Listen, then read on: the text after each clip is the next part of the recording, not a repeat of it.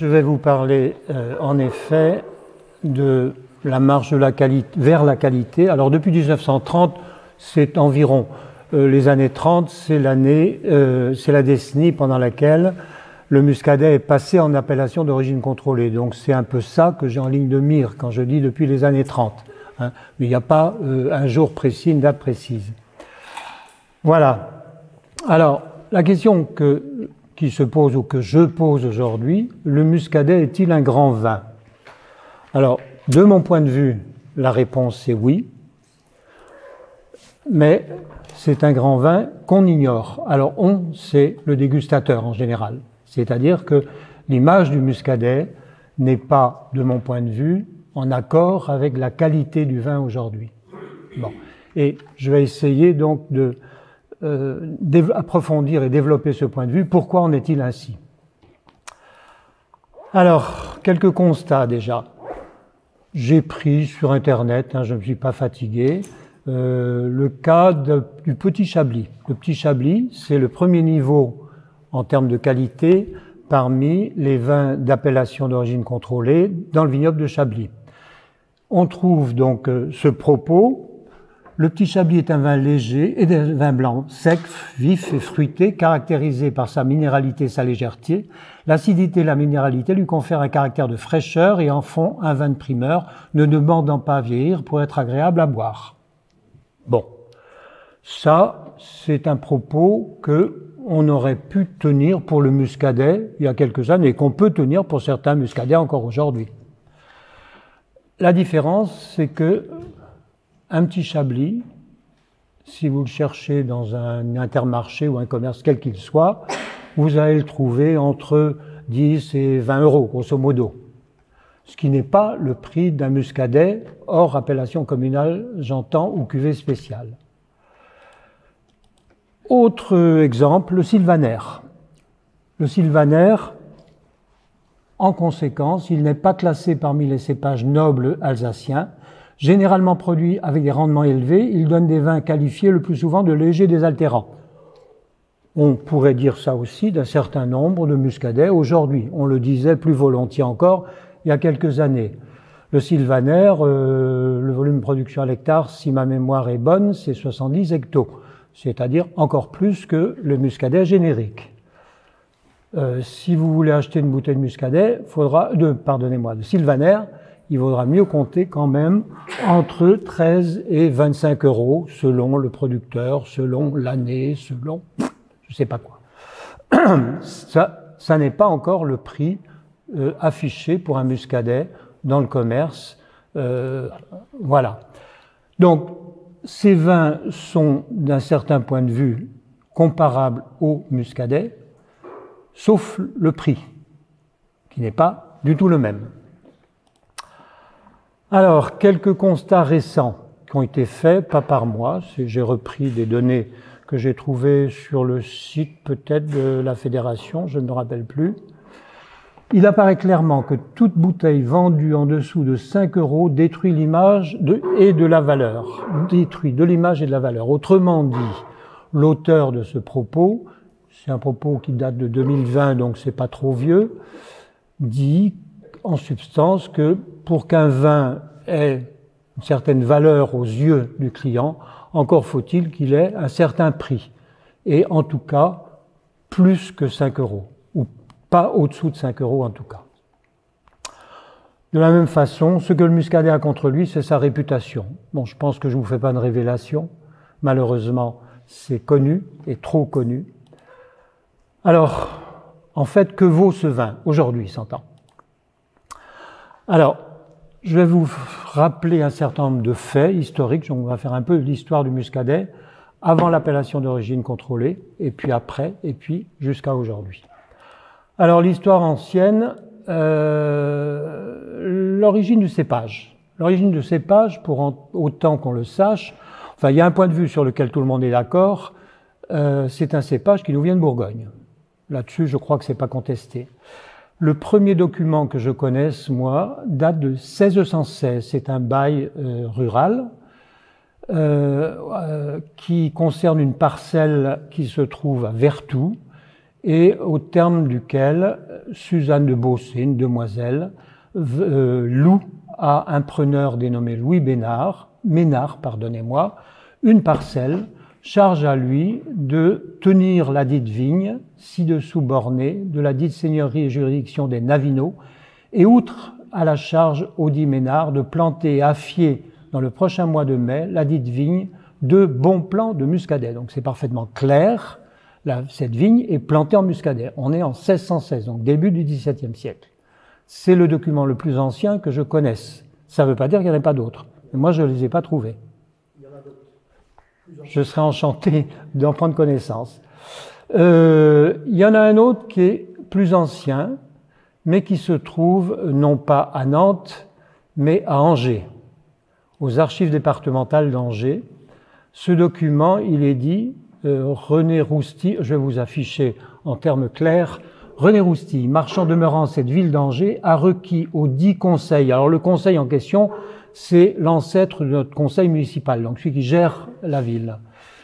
Que le plaisir de Médis Seigneur fut lui permettre de vendre à détail en cette ville d'Angers 2 pipes de vin d'estrange pays. Alors, estrange pays, il faut comprendre ici de pays étrangers. Alors, pays étrangers au XVIe siècle, la France n'est pas unifiée, elle est découpée en provinces. Si on regarde quelles sont les provinces qui entourent l'Anjou, je ne vais pas vous faire une révélation, on trouve le Maine, la Bretagne, le Poitou et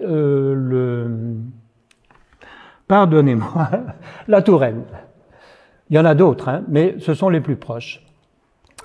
Donc voilà les pays les plus proches avec lesquels Angers pouvait éventuellement échanger plus facilement.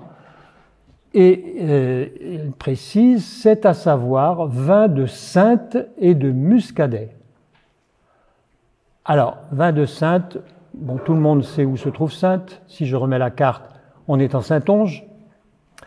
Quand on veut envoyer du vin de Saintonge à Angers, sachant que le vin ne voyage que par voie d'eau pour les longs trajets, ben, ça tombe bien, la Charente passe à Saintes. Donc on fait descendre les barriques sur la Charente, on prend la mer, on remonte la Loire et on s'arrête à Nantes éventuellement, où peut-être des négociants vont revendre des vins venant de Saintonge. C'est ce que laisse entendre en tout cas ce document, puisque au vin de Saintes, il associe vin de Muscadet. Alors il ne dit pas de Nantes, vin de Muscadet, mais sachant que le vin de Saintes ne peut que passer par Nantes, on a envie de penser que le Muscadet vient aussi de Nantes. Qu'il fait venir en cette ville, donc il importe du vin de Saintes et du vin de Muscadet. On a envie de penser que ce vin de Muscadet, je répète, vient de Nantes, et donc que le Muscadet est déjà implanté au début du XVIe siècle en pays nantais. Alors, voilà pour ce qui est de l'origine du cépage, ce que j'en sais. Ce vignoble, malgré la présence du muscadet attesté au début du XVIe siècle et en tout cas au début du XVIIIe, ce vignoble va devenir un vignoble producteur d'eau-de-vie, sous la pression d'une colonie hollandaise de négociants qui vont s'établir à Nantes à la fin du XVIe siècle. Or, pour faire de l'eau-de-vie, il faut des vins peu alcoolisés, acidulés, de préférence issus de cépages très généreux, puisqu'on va faire bouillir le vin pour récolter l'alcool. Donc on ne va valoriser qu'une partie du vin récolté. Il est probable, sachant que le gros plan est établi également à Nantes depuis, je vais dire longtemps, parce que je ne peux pas vous dire plus précisément depuis quand. La date que je connais, la plus ancienne, date du XVIIe ou XVIIIe siècle, mais il est très probable qu'il était là bien avant. Donc ça laisse penser que le gros plan était pour le moins installé à Nantes, ou dans le vignoble nantais, et sans doute s'est-il développé sous la pression des négociants hollandais qui étaient demandeurs soit d'eau-de-vie, soit de vin pour faire de l'eau-de-vie. Donc, si on accepte cette idée-là, il faut vivre avec l'idée selon laquelle le gros plan va petit à petit coloniser le vignoble et en tout cas s'imposer, pas de manière exclusive, mais de manière extrêmement prégnante en tout cas. Alors cette eau de vie, elle sert à quoi?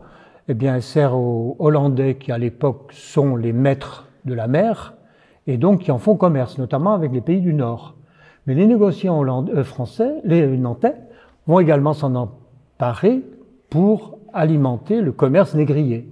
Ça va devenir une denrée d'échange en Afrique, ça va devenir une denrée pour calmer la cargaison en cas de révolte, et puis s'il en reste, on le vend aux Antilles. Donc c'est tout bénef.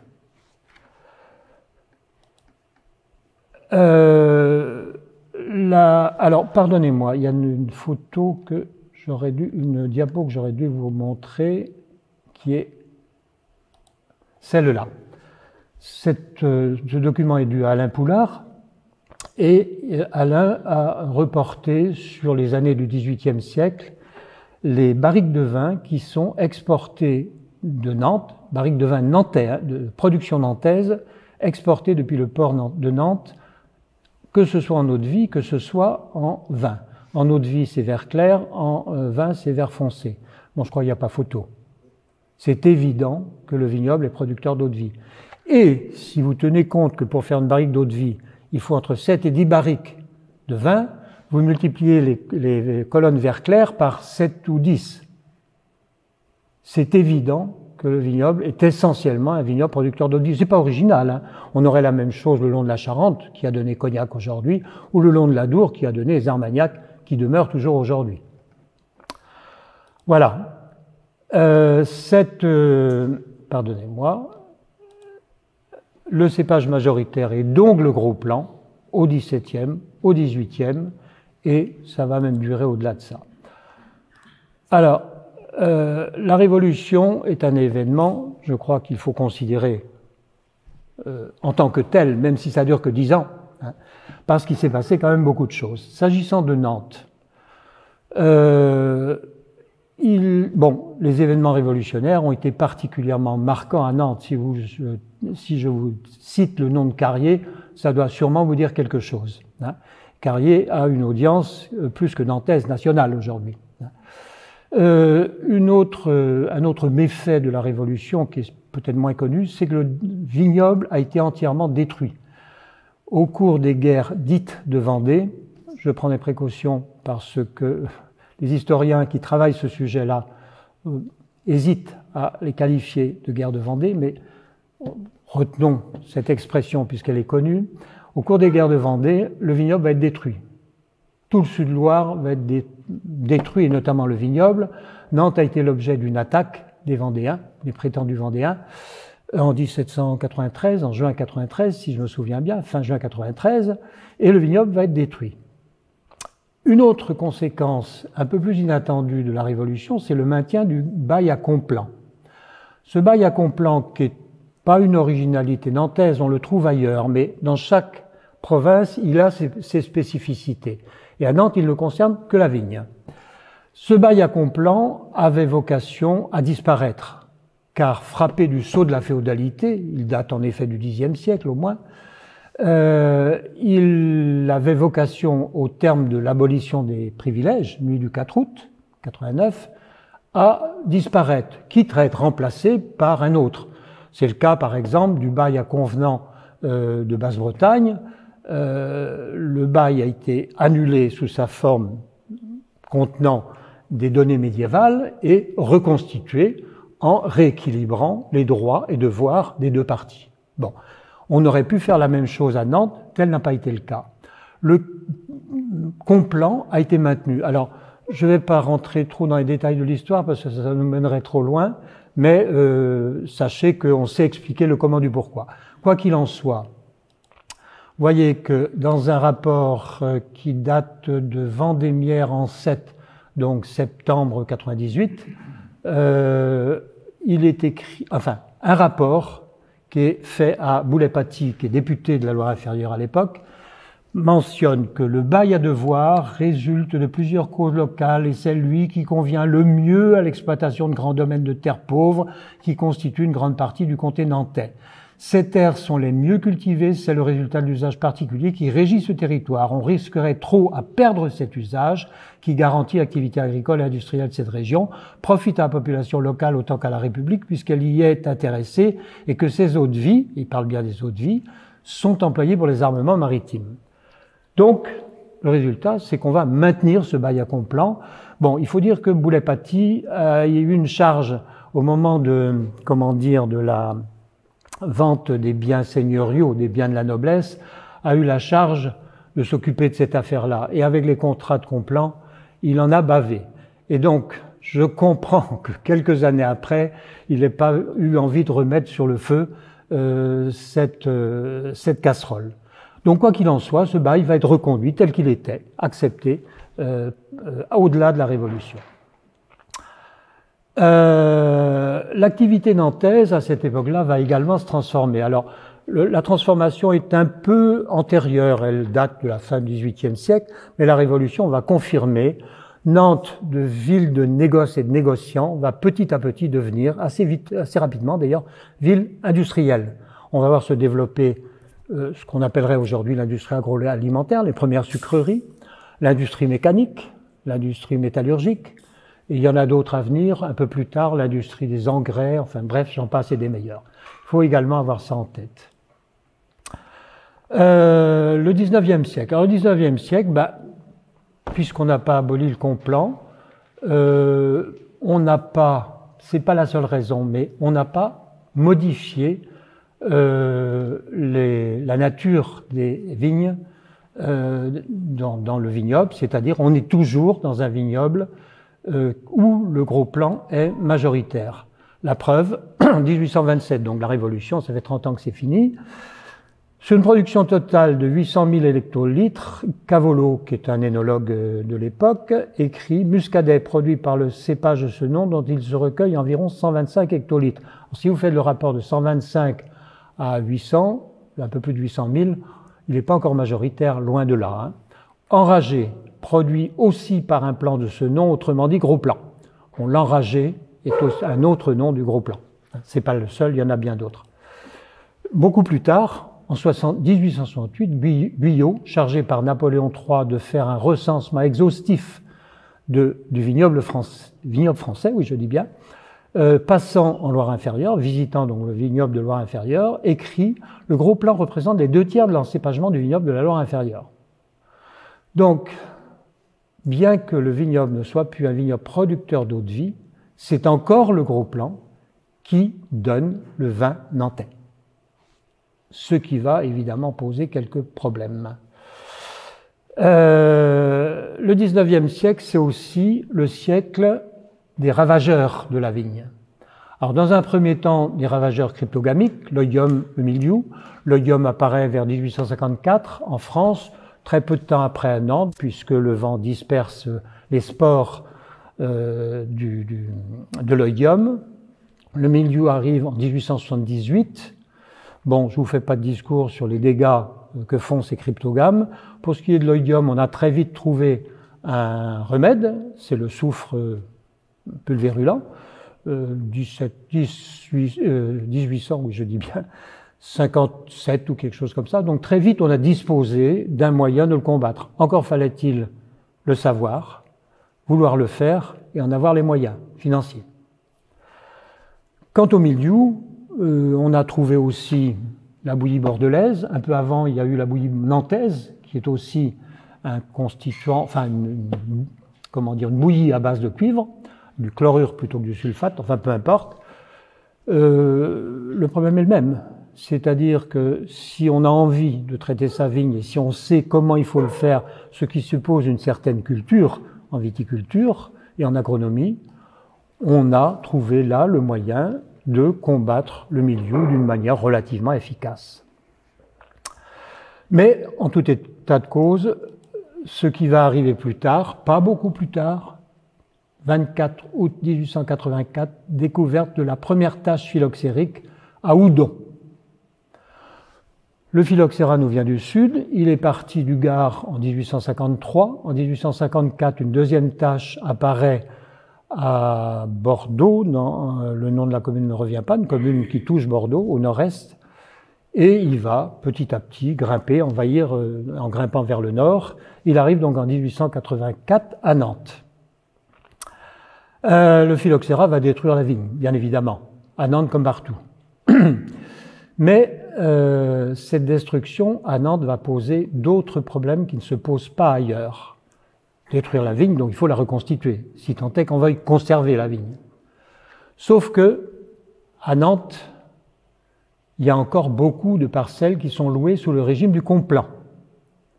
Or, ce contrat, entre autres dispositions, prévoit que le propriétaire peut récupérer son bien, c'est-à-dire virer son locataire, qu'on appelle le colon, si la vigne meurt. Or, avec le phylloxéra, il n'y a pas photo. La vigne meurt. Et c'est un des rares cas où le propriétaire de la parcelle peut récupérer la pleine jouissance de son bien. C'est-à-dire mettre du blé s'il a envie de mettre du blé. Je dis n'importe quoi, mais voilà. Alors, vous imaginez qu'un colon qui cultive la parcelle depuis qu'il est en activité, qui la tient de son père, lequel père le tenait du grand-père, lequel grand-père le tenait de l'arrière-grand-père, puisque le contrat de complant prévoit aussi un héritage automatique du droit à cultiver. En général, en droit français, quand un des contractants meurt, le contrat s'arrête. Eh bien, pas le complant. Le contrat est transmissible de plein droit aux héritiers, y compris en ligne indirecte. C'est-à-dire, s'il n'y a pas de fils ou de fille, c'est pas gênant. Ce sera le frère, ce sera le cousin, ce sera le neveu. Donc, il y a une transmission qui donne à ce contrat une apparence de perpétuité. Et évidemment, les vignerons, la vigne est morte, là-dessus ils en sont complètement convaincus, mais ils n'y sont pour rien. Donc ils n'admettent pas la rupture des contrats de complant. Donc vous imaginez ce qui va se passer. Certains vont saisir les tribunaux vont lire le droit et ils vont l'appliquer, et ils vont dire la vigne est détruite, donc voilà, le contrat est fini.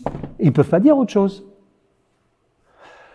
Donc, de gros désordres vont commencer à s'installer dans le vignoble, et ces désordres vont être un petit peu, organisés, construits par un dénommé, excusez-moi, son nom ne revient pas, Brunelière. Brunelière est un jeune socialiste nantais qui est armateur et qui a une maison, une résidence à Port-Domino, donc dans le vignoble. Et en tant qu'homme convaincu par les idées socialistes, va prendre le parti des vignerons, bien sûr, sachant que le droit s'applique, ok, il ne conteste pas, mais il y a quand même une injustice. Et donc, il va organiser les vignerons en syndicats. Le droit syndical a une douzaine d'années à peu près. Il a été promulgué sous la Troisième République, dans les années 1880, y compris pour les agriculteurs. Enfin, les agriculteurs n'en sont pas exclus. Donc, il va organiser des syndicats d'agriculteurs, de viticulteurs, pour défendre leur cause. Alors, je crois avoir mis quelque chose. Charles Brunelière écrit à un de ses amis « L'Union des colons et agriculteurs de la Loire-Inférieure compte un syndicat de plus ». Donc il construit des syndicats, généralement par commune. En 1893, il y a quand même 2000 adhérents à ces syndicats. C'est pas rien. Et ça, c'est l'œuvre de Brunelière, car je suis convaincu que sans lui, ces syndicats ne seraient pas nés. Alors, qu'est-ce qu'il va faire Brunelière ? Il va organiser des manifestations, il va organiser ce que font les syndicats, des démarches auprès des ministères, etc., des pouvoirs publics, et il va finir par obtenir une loi, dite loi Méline. Jules Méline est le ministre de l'Agriculture à l'époque, Et cette loi, promulguée en 1898, excusez-moi, j'ai fait une erreur, 1898, va proclamer que le phylloxéra n'est pas une cause de rupture du contrat de complant, ce qui change complètement la vie des vignerons. Les vignerons vont donc continuer à pouvoir exploiter leurs parcelles qui étaient sous le régime du complant en se réclamant de cette loi. Cette loi a un autre intérêt à mes yeux. Son article 2 n'oblige pas, mais encourage très fortement la replantation des cépages traditionnels. Alors, les cépages traditionnels à Nantes, c'est le gros plan majoritaire et quand même le muscadet. Il y en avait quand même du muscadet. Hein. Je me pose la question, mais je ne pourrai jamais rien démontrer, puisqu'il n'y a pas de document qui, illustre la situation inverse de celle qu'on a connue. C'est-à-dire, qu'est-ce qui se serait passé s'il n'y avait pas eu la loi Béline? Mais je suis intimement convaincu que le vignoble aurait disparu aujourd'hui. Bon.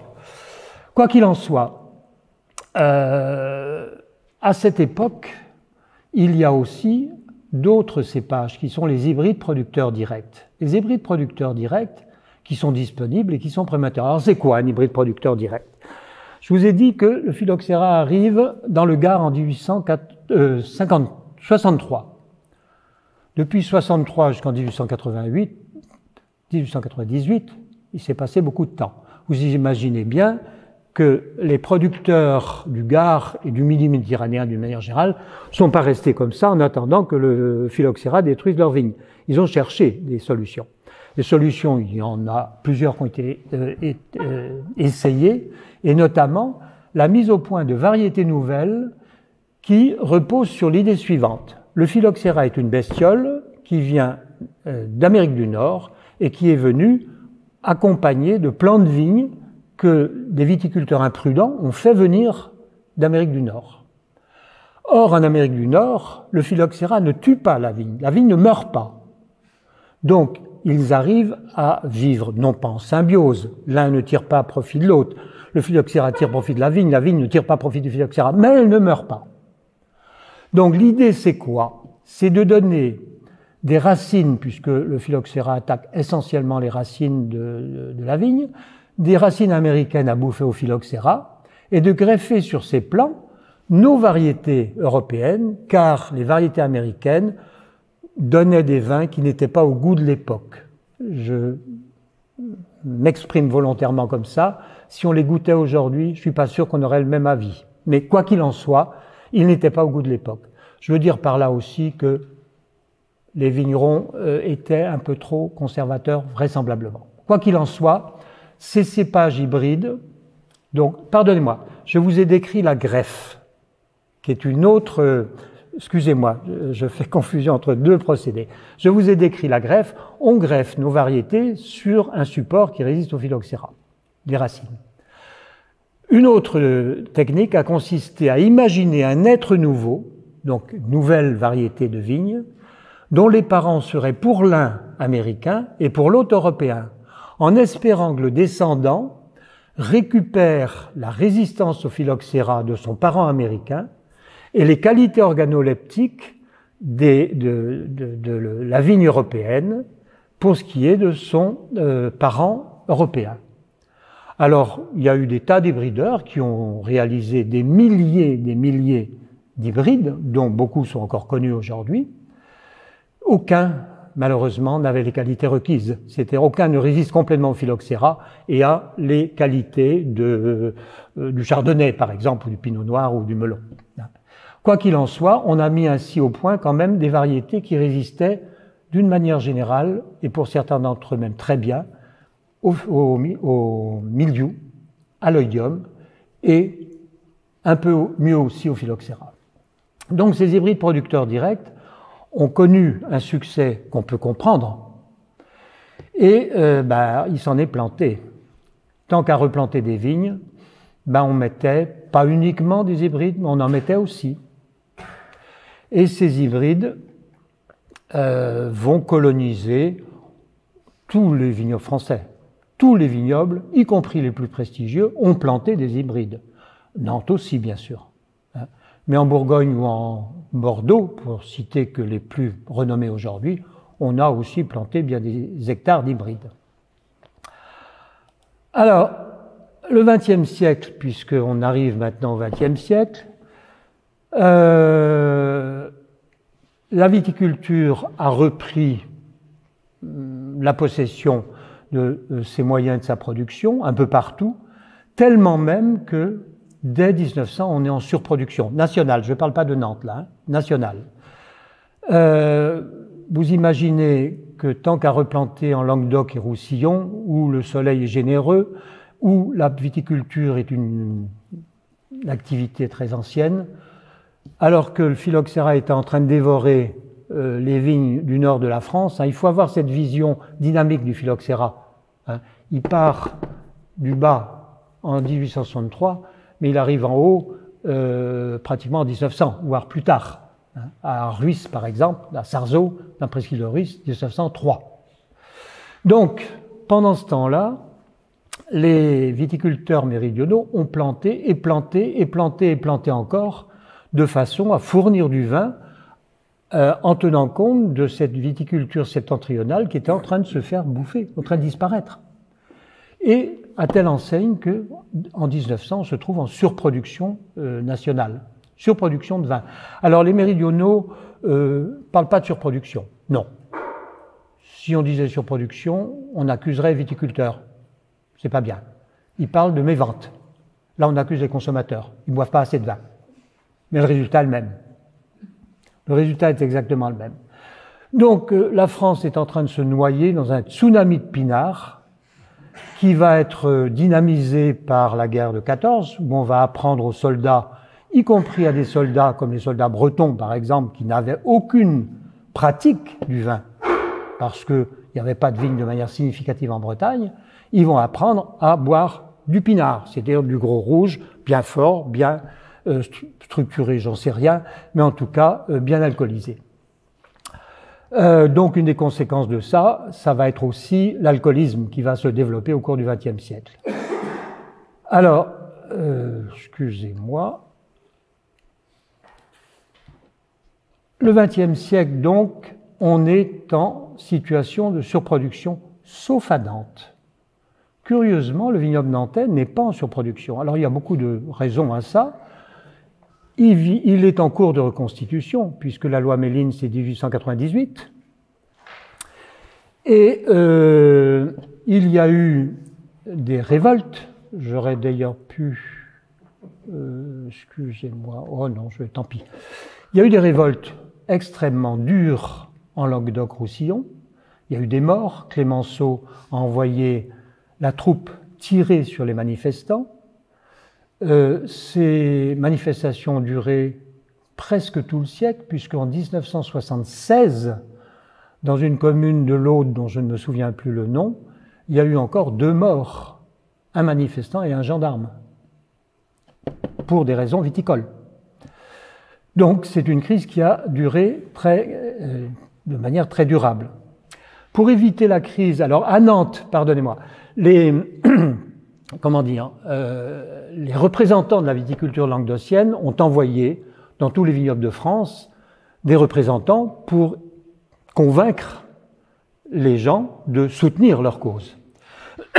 Et il en est venu à Nantes comme il en est venu ailleurs, et le ou les représentants donc de cette viticulture languedocienne arrivant à Nantes s'étonnaient qu'à Nantes on ne soit pas en surproduction. Et un vigneron nantais lui a répondu « Pour éviter la crise, nous avons trouvé un moyen, nous le buvons ». C'était un ancien maire de Médon-sur-Sèvre, si je me souviens bien, qui était aussi viticulteur. Alors, comment on explique donc cette situation nantaise? Bon, je viens de vous donner une cause, le vignoble est en cours de reconstitution au début du XXe siècle. Même s'il est en gros reconstitué, la vigne n'est pas encore en pleine production. On trouve des propos comme celui-ci. L'abondance de la demande est en relation étroite avec la prospérité industrielle et commerciale de la ville de Nantes et de Saint-Nazaire. Autrement dit, les ouvriers boivent le vin. Et on retrouve ça tout au long la première moitié du XXe siècle. La prospérité industrielle de Nantes, qui ne cesse de croître et de grandir, suppose effectivement un monde ouvrier dont l'effectif va aller croissant, et à l'époque, l'image du vin dans le peuple, c'était aussi le vin est un aliment, même si on abuse quelquefois un peu trop de l'aliment. Donc, en 1922, j'ai trouvé dans un document de l'administration, la consommation locale absorbait les 4/5 de la production. Avouez que c'est quand même beaucoup. Alors, qu'est-ce qui explique ça? Je vous ai déjà donné des raisons qui expliquent ça. Il y en a d'autres. La puissance du négoce et le nombre de négociants. Les négociants ont un rôle régulateur par le stockage qu'ils vont faire, par éventuellement des ventes massives qu'ils vont faire de cuvées qu'ils ont acquis à très bas prix et qui ont peu de chances de trouver des consommateurs et qui vont être revendus à la vinaigrerie, à la distillation. Donc, il y a beaucoup de raisons qu'on peut invoquer à juste titre, je crois, pour expliquer cette situation nantaise, qui est une situation tout à fait originale dans une France qui, je répète, se noie dans sa production de vin. Alors, le XXe siècle, c'est aussi le siècle où on va mettre au point une procédure de reconnaissance de qualité des vins qu'on appelle l'appellation d'origine contrôlée. Alors, les prémices, donc, avant que cette AOC soit mise en place, on est donc, je vous l'ai dit, dans une situation de surproduction de vin en France. Ah, pardonnez-moi, voilà quelques illustrations que je voulais vous montrer. Les manifestations en Languedoc, on est ici à Montpellier en 1907. J'ai omis de vous signaler également la production algérienne qui a été multipliée par 20 en quelques décades. Voilà le port d'Oran, les barriques qui attendent d'arriver en France. Et puis, quand même aussi, il faut savoir le dire, des vignobles plus prestigieux comme Bordeaux. Je vous lis ce document qui est un document qui est tiré du document administratif. La Gironde présente ce phénomène étrange, paradoxal d'un département qui livre à la consommation 3 ou 4 fois plus de vin qu'il n'en récolte. Pourtant, la crise des prix sévit à l'état endémique depuis plusieurs années déjà. On est en 1903 là. Tantôt, on offre comme Bordeaux des coupages ou des produits authentiques du sol girondin entrent pour une part variable. Tantôt, ce sont des vins quelconques qui n'en contiennent pas une goutte. Donc, vous voyez, tout Bordeaux qu'on est, on n'hésite pas à trafiquer un peu les appellations qui officiellement n'existent pas encore. Bien. Alors, pour lutter contre la surproduction, qu'est-ce qu'on va faire? Eh bien, on va publier des lois. La France est le pays des lois. Il paraît même qu'elles ont un esprit chez nous. Je vous en ai mis là quelques-unes. Oh, il y en a bien d'autres, hein, mais les principales. La loi du 14 août 1889. Qu'est-ce qu'elle stipule, cette loi? La surproduction n'est pas encore très grande, 1889. Hein. Cette loi définit ce qu'est un vin. Elle définit le vin comme le produit exclusif du jus de la vigne. Ce qui est bien, on a maintenant une définition. On sait officiellement ce que c'est du vin. Sauf que cette loi ne met en place aucune sanction pour les contrevenants. Et il faudra attendre la loi du 1er août 1905, qui est une loi contre la répression des fraudes, qui va dire, quand on contrevient à notamment la loi sur le vin, eh bien, on peut prendre tant de mois de prison, on peut payer tant de mois d'amende, etc., etc. Mais jusque-là, pas de problème. Donc, puisqu'il n'y a pas de problème, on a profité abondamment jusqu'en 1905 pour produire des vins. Alors, je crois que j'ai mis quelque part, peut-être ici. Oui, un dénommé Audibert, qui a publié un ouvrage, L'art de faire le vin avec des raisins secs. Alors bon, c'est du vin qui n'est pas quand même trop contrefait, puisque le produit de départ, c'est des raisins. Ils sont secs, certes, mais c'est des raisins. J'ai une édition de 1891, c'est la 20e édition, la première étant parue 12 ans plus tôt. Donc c'est vous dire si le bouquin a du succès. Et là, il s'agit de vins faits avec des raisins secs, mais on fait des vins avec de tout. Avec de tout. Du sucre de canne, bien évidemment, pour fabriquer de l'alcool, voire du sucre de betterave, même s'il est moins développé à l'époque, mais ça existe. On va mettre de la couleur avec des baies de sureau, avec des colorants chimiques dont certains sont extrêmement toxiques. On va mettre des copeaux de chêne, vous allez me dire, c'est revenu à la mode, pour amener les tanins que ne contiennent pas les constituants que j'ai énoncés jusque-là. Bref, on trouve de tout. Alors, des lois, il va y en avoir. Donc, la première loi qui va créer les appellations d'origine date du 6 mai 1919. En fait, elle était prête juste avant la guerre de 14, mais il y avait autre chose à faire que de faire voter l'Assemblée là-dessus. Il y avait plus urgent à faire. Donc, cette loi va définir pour la première fois des appellations d'origine. Elles ne sont pas encore contrôlées.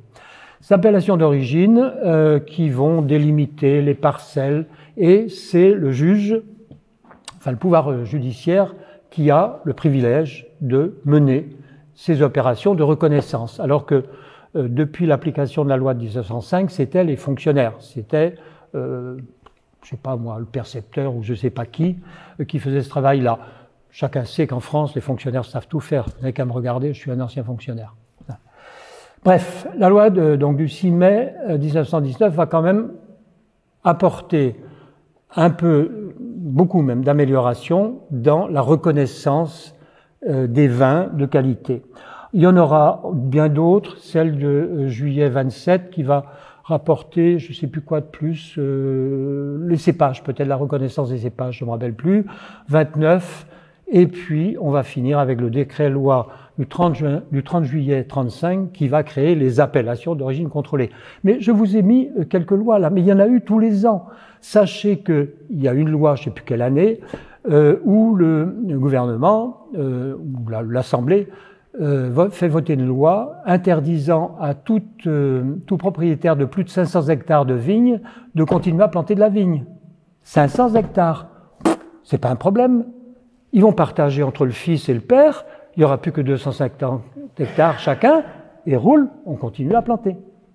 Donc, les lois n'ont pas été très très efficaces. Il faut vraiment attendre le décret-loi des AOC pour trouver un peu d'efficacité dans le contrôle de la qualité des vins.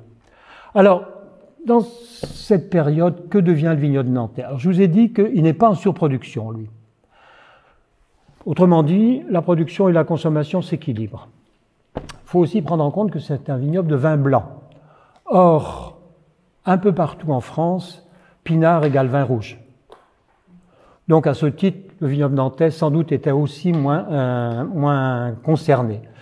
J'ai pris une image du vignoble en 1951, mais 10 ans, 20 ans avant, je pense que c'était approximativement la même. Le vignoble fait 25 000 hectares environ, à Nantes. 6 000 hectares sont plantés en muscadet. 5 000 en gros plan. Donc, vous voyez que là, le muscadet a pris le pas sur le gros plan. Ça fait pas longtemps, hein. Il y a des hybrides producteurs directs. La somme des deux. Bon, c'est pas une spécificité nantaise, je vous l'ai déjà dit, tous les vignobles ont planté des hybrides.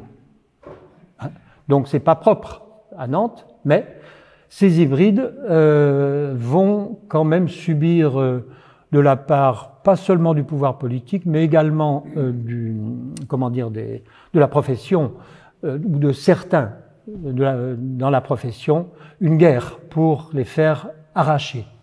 Ce qui va intervenir en 1956. Ils ont été réputés prohibés en 1934, si je me souviens bien, oui, une loi de août 1934. Ils étaient prohibés, c'est-à-dire interdits à la multiplication, à la vente, au transport, à la plantation. Mais ceux qui en avaient n'étaient pas tenus à les arracher. Il faudra attendre 1956 pour que, en principe, les hybrides soient déclarés cépages interdits et donc arrachés. Il faudra encore quelques dizaines d'années et une autre loi qui stipulera que, alors je ne sais plus de quand elle date, mais elle n'est pas si vieille que ça, qui stipulera que des hybrides présents sur une exploitation qui produit des vins d'appellation d'origine contrôlée provoqueront la déchéance de toute la production de la propriété en question. Et ça, c'est relativement récent. Je ne saurais plus vous dire de quand ça date. Bon, quoi qu'il en soit, voilà la situation du vignoble pendant le XXe siècle. Je pense que cette photo-là est une photo assez juste de ce qui se passe jusque 1970 environ. Alors, parallèlement à ça, des signes de recherche de qualité du vin sont perceptibles. Là, je parle de Nantes. Je vous donne quelques exemples. En 1924, la loi de 19 a créé les appellations d'origine, je vous rappelle. Les viticulteurs du canton de Vertou et de la commune de Médon fondent un syndicat viticole, lequel établit l'appellation d'origine muscadet. Vous ne pouvez pas parler d'origine contrôlée, ça n'existe pas encore. En application de la loi du 6 mai 1919, celle que je vous mentionnais tout à l'heure. La même année, les viticulteurs des communes de La Haye-Foissière, Saint-Fiac, Château-Thébaux, Basse-Goulaine, Haute-Goulaine et Médon créent un syndicat qui obtient 3 ans plus tard un avis officiel indiquant que la mention vin de muscadet doit être suivie de la désignation obligatoire de la commune pour avoir la valeur d'une appellation d'origine. Donc, vous voyez, ça remue. Il y a des syndicats de vignerons qui demandent, et puis il y a l'administration qui dit oui, d'accord, mais c'est le pouvoir judiciaire là en fait. Mais il faut mettre le nom de la commune derrière. Bon, ce qui n'est pas une sanction. En 25, quelques pionniers déclarent les vins récoltés en usant du titre de muscadet Grand Cru de Sèvres-et-Maine. En 31, cette année, on a beaucoup, je sais plus, c'est un représentant de la viticulture qui parle, représentant syndical, je pense, on a beaucoup utilisé les appellations d'origine préconisées par le comice agricole bien sûr. Muscadet des coteaux de la Sèvre, muscadet de Valette, muscadet des coteaux de la Loire. On sent se dessiner ce qui va arriver bientôt. En 1934, le syndicat de Sèvres-et-Maine, regroupant 16 communes, est constitué à La Haye-Foissière à l'occasion du premier congrès du muscadet. Donc vous voyez, on sent que vraiment les viticulteurs sont en train de s'organiser, ce qui n'a sans doute pas été beaucoup le cas avant. En 1934, première foire au vin au Loroux-Botreau, 216 vins sont présentés, dont 126 muscadets. Pour une fois, dans une manifestation, apparaît clairement le muscadet comme le vin majoritairement présent. Voilà. Alors, l'AOC, donc c'est un décret-loi qui date du 30 juillet 1935. On est donc sous le gouvernement, comment on l'appelle celui-là? Bon, peu importe. Le décret-loi va créer un organisme, le CNAO, le Comité national des appellations d'origine, qui est l'ancêtre de l'INAO. Le CNAO, lequel CNAO a toute puissance pour construire les appellations d'origine avec des règles qui sont édictées bien sûr dans le décret-loi en question. Alors, s'agissant de Nantes, un personnage a joué un rôle extrêmement déterminant, c'est Joseph de Camiran, ingénieur agronome, viticulteur lui-même, président du syndicat ou de l'association, je ne sais pas comment il faut le qualifier à l'époque, des viticulteurs nantais, et il présente donc un projet de création de 2 appellations d'origine contrôlée, l'appellation Sèvres-et-Maine d'une part, et l'appellation Coteaux de la Loire d'autre part, qui existe toujours. Alors, ça ne s'est pas passé sans difficulté. La difficulté, le CNAO reconnaît que la délimitation a été bien faite, enfin ce qu'on appelait bien faite à l'époque, elle a été quand même beaucoup refaite aujourd'hui, mais à l'époque on considérait qu'elle avait été bien faite par le pouvoir judiciaire, mais le problème se pose avec l'utilisation du mot muscadet. Pourquoi? Muscadet, c'est le nom d'un cépage, pas d'un vin. pas à l'époque en tout cas. Or, si on crée ces deux appellations, Muscadet de Sèvres-et-Maine, Muscadet et Coteaux de la Loire, qu'est-ce qui interdit à un vigneron de bonne foi, qui a du muscadet, mais qui ne relève pas de ces appellations, de faire du vin avec son muscadet, de le mettre dans des bouteilles et de mettre une étiquette sur laquelle on écrit muscadet? Il serait parfaitement dans les clous. Il n'y a pas d'interdiction à utiliser le mot muscadet. Or, ces appellations, le président de la commission fait remarquer que ça pourrait créer une confusion entre ces muscadets, que je vais qualifier de génériques, on ne les appelait pas comme ça à l'époque, hein, et les deux nouvelles appellations en cours. Donc, il propose, le président, de créer une autre appellation, muscadet, tout simplement. Alors, ça n'a pas été très simple de créer une autre appellation muscadet à cause de la nature du mot. Muscadet est un mot, je l'ai dit, de cépage, mais c'est un mot du vocabulaire commun. C'est un mot qu'on trouve dans le dictionnaire, que tout le monde a le droit d'utiliser. Le fait d'en faire une AOC kidnappe en quelque sorte ce mot. On n'aura plus le droit de l'utiliser dans un autre vignoble, par exemple. Si ça devient une AOC nantaise, c'est pas simple. Et je pense qu'aujourd'hui, ça passerait pas. Aujourd'hui, ça passerait pas. Il y a d'autres cépages qui apparaissent dans des appellations, aujourd'hui, depuis longtemps même. Mais c'est toujours le cépage de quelque part. Muscat de Lunel, Muscat de Frontignan, Clairette de Die. Mais jamais Clairette Muscat, tout seul. Or là, Muscadet, c'est Muscadet tout seul. La viticulture nantaise peut brûler des cierges en l'honneur du président de l'INAO, enfin du CNAO, qui a imposé en quelque sorte, faisant valoir que l'État lui avait délégué des pouvoirs, enfin avait délégué des pouvoirs à la Commission pour prendre des décisions, pour créer des AOC, et donc impose en quelque sorte l'appellation muscadet. Alors vous voyez, j'ai pris dans les archives de l'INAO, on trouve quelqu'un de la commission dit « Avons-nous le droit de contrôler l'appellation muscadet tout court qui n'est juridiquement pas définie ?» En effet, muscadet, c'est pas juridiquement défini. C'est un mot, je répète, du vocabulaire commun, comme table ou n'importe quoi. Monsieur Philodeau s'élève contre le contrôle de cette appellation qui n'est, à son avis, qu'un nom de cépage, ce qui est vrai. Et selon lui, il faudrait qu'il reste un nom de cépage et non pas une AOC. Et le président lui rétorque qu'elle a des usages, cette appellation, et qu'on l'emploie couramment. Et donc, il fait passer la décision que le muscadet sera une appellation d'origine contrôlée. Alors, au terme des demandes de la viticulture nantaise représentée par de Camiran, un décret est publié le 14 novembre 1936 qui crée les appellations Muscadet de Sèvres-et-Maine, Muscadet et Coteaux de la Loire, qui existent toujours. Et l'année suivante, paraît un décret en date du 28 septembre 1937 qui crée l'appellation Muscadet. Et ça, c'est d'une originalité nantaise. Et je répète, je ne suis pas juriste, je ne suis pas, énologue, mais je pense qu'aujourd'hui, ça ne pourrait pas se faire. Bon, bref, c'est fait.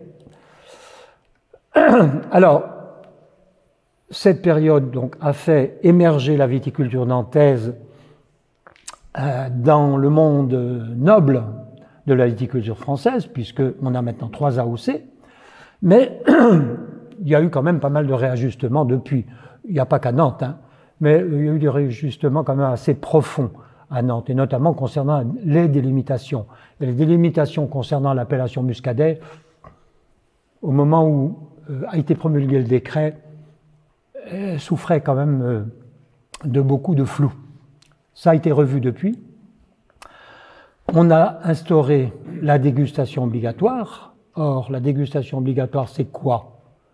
C'est faire goûter à un petit groupe d'experts les vins pour savoir s'ils sont dignes de recevoir l'appellation. À Bordeaux, il n'y a pas de... Si, il y a quelques petites appellations, mais les grands crus ne sont pas soumis à dégustation obligatoire. C'est d'ailleurs très peu de vins en France sont soumis à dégustation obligatoire. Je veux dire par là que la qualité souffrait encore de temps en temps. En 71, je crois qu'elle a été instaurée la dégustation obligatoire, et le président du syndicat de l'époque dit ou écrit dans un document que j'ai lu, que j'ai peut-être, qu'il a fallu apprendre aux vignerons à déguster. On a mis en place des écoles de dégustation, ce qui est la Frémoire aujourd'hui. C'était sans doute pas la Frémoire à l'époque, mais donc ça en dit long quand même sur des professionnels qui ne savent pas juger un vin, à part le leur, qui était bon évidemment. On a aussi instauré un degré alcoolique maximum. Un muscadet, sauf sucre naturel, ne doit pas dépasser 12 degrés. Ça, c'est pour lutter contre la chaptalisation. On avait tendance à mettre un peu trop de jus de betterave dans le muscadet pour remonter des degrés alcooliques qui étaient trop faibles, soit parce que la vigne avait trop produit, soit parce que l'année n'avait pas été très bonne, soit les deux. Il y a aussi pas beaucoup de vignobles en France dont le degré alcoolique soit bloqué par le haut. En général, on dit qu'il faut qu'il fasse au moins tant. Ici, on dit qu'il fasse au plus. Et puis, récemment, une décision que je trouve extrêmement importante, que j'apprécie beaucoup, c'est la définition de surlit. Surlit est une mention technique, c'est pas une appellation. Mention technique qu'on peut ou pas adjoindre au muscadet haut avec un X, et aux différents muscadets. Et cette mention est maintenant bien définie, donc elle n'est pas galvaudée, elle est juridiquement définie. Alors aujourd'hui, malgré tout ça, l'image du muscadet n'est pas très bonne.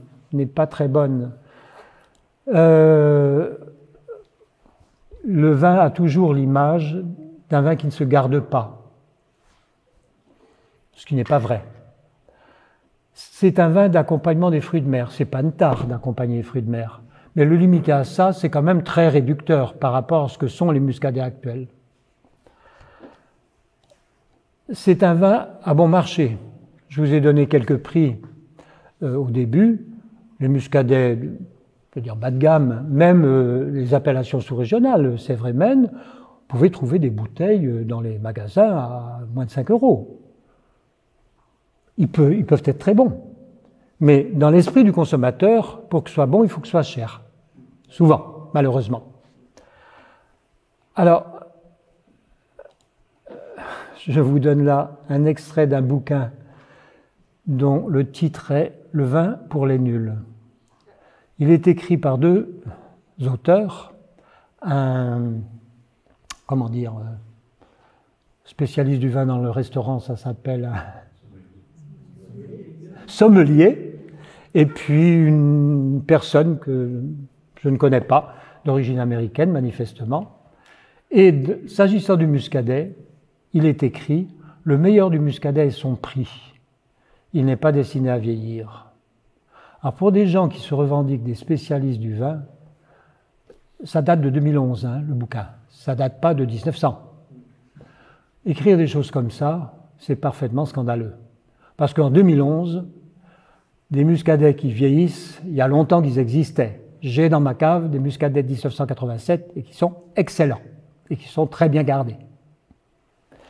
Bon, ceci dit, le bouquin a été imprimé, vendu. On le trouve encore, peut-être pas en librairie, mais sur eBay, vous pouvez, si ça vous amuse, en trouver. Alors, quelles leçons il faut tirer de l'histoire? J'ai été un peu trop insistant peut-être à votre goût sur l'histoire. Mais je suis, un tenant de la doctrine suivante, qui est de Karl Marx. Celui qui ne connaît pas l'histoire est condamné à la revivre. Or, si j'applique ça aux vignerons nantais, s'ils ne veulent pas revivre un passé qui n'est pas glorieux, il vaut mieux qu'ils connaissent bien leur histoire. Quelles sont les causes de l'image actuelle? Alors, j'ai essayé de le recenser, vous pouvez ne pas être d'accord avec moi, bien sûr, mais je vais essayer de vous les énoncer. Alors, les causes sont historiques. Ce fut un vignoble producteur d'eau-de-vie. Or, quand on produit de l'eau-de-vie, je crois vous l'avoir déjà dit, on ne cherche pas à produire des vins de qualité. On cherche à produire des petits vins acidulés et pauvres en alcool. C'est une des conditions pour avoir de bonnes eaux-de-vie. Élever des vins, on ne fait pas. Le Bailly-Acomplan a joué aussi un rôle relativement néfaste, notamment après la Révolution, enfin pendant la Révolution. Il n'a pas été aboli, je vous l'ai dit, pendant la Révolution.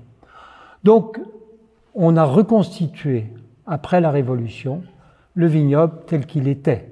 C'est-à-dire, je vous ai donné d'ailleurs des chiffres, on a refait un vignoble de gros plan. Sans doute, les viticulteurs de l'époque avaient-ils l'espoir de voir rétablir le commerce négrier, ce qui ne s'est jamais fait.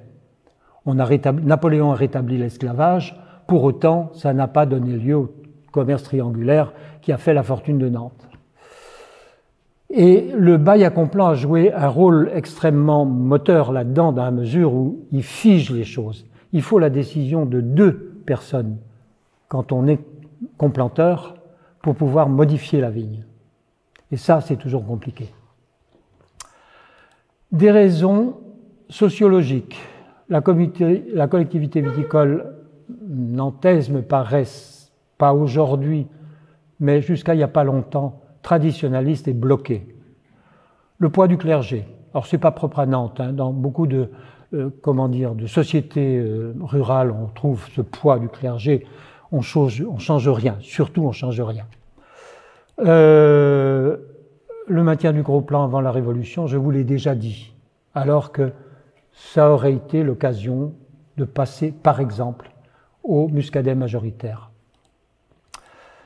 La disjonction qu'on observe, même encore aujourd'hui, même si ça a quand même beaucoup réduit, entre Nantes et son vignoble. Nantes, qui a été une ville active, qui est devenue une ville industrielle déjà un peu avant la Révolution, n'a pas soutenu son vignoble et vice-versa. Il y avait une frontière, la Loire était une véritable frontière entre la ville de Nantes et le vignoble nantais. On trouve des tas d'exemples.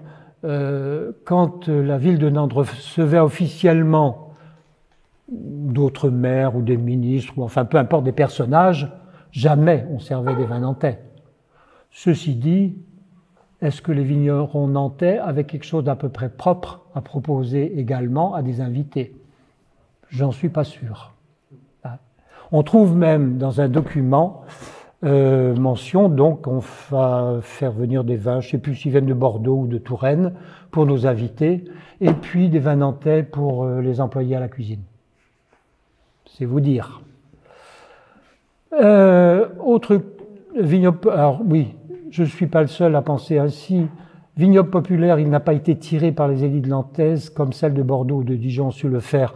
C'est Raphaël Schirmer qui s'exprime là dans un bouquin qu'il a écrit sur le vignoble nantais. Autre cause sociologique, une collectivité viticole ou une juxtaposition de vignerons. Il n'y a pas de solidarité très visible. Elle existait peut-être, mais elle ne se voit pas. Le vignoble nantais est sans doute le seul vignoble de France qui n'a jamais eu de coopérative. Alors vous allez me dire, oui, mais la Cana à Angers. La Cana à Angers, c'est une vignoble qui a été fondée par des angevins, pour des vins angevins à l'origine. Elle a été transférée sur le tard à Ancenis, et aujourd'hui, la branche viticole de la Cana est en train de disparaître. Il n'y a pas eu de coopérative. Or, coopérative ne veut pas dire mauvais vin. Je ne sais pas si vous connaissez la chablisienne, la coopérative de Chablis, qui, je crois unanimement, est reconnue comme le meilleur producteur de Chablis, compte tenu de ce qu'il a des représentants de tous les grands crus de Chablis, de la plupart des premiers crus, et qui fait des vins excellents. Je pourrais vous parler également de la coopérative de Tain-l'Hermitage, qui est un peu dans le même cas. Il y a des vins de coopérative dans le Midi où on a fait des bidrouilles, pour appeler les choses clairement. Ce n'est pas le cas de toutes les coopératives. En tout cas, à Nantes, il n'y a pas eu de coopérative. Encore une donnée sociologique. Je vous écris là un extrait d'un club de dégustation qui se trouve à Toulouse. Je vous engage à vous mettre sur leur site internet, il est accessible, et regardez ce qu'ils disent, par exemple, la dégustation des vins nantais qui date de 2014, si je me souviens bien. Elle s'appelle In Vino Veritas. Ces gens-là sont des amateurs, ils dégustent chaque vin 2 fois, en début d'après-midi à l'ouverture de la bouteille et dans la soirée après aération. Et des commentaires figurent à chaque fois.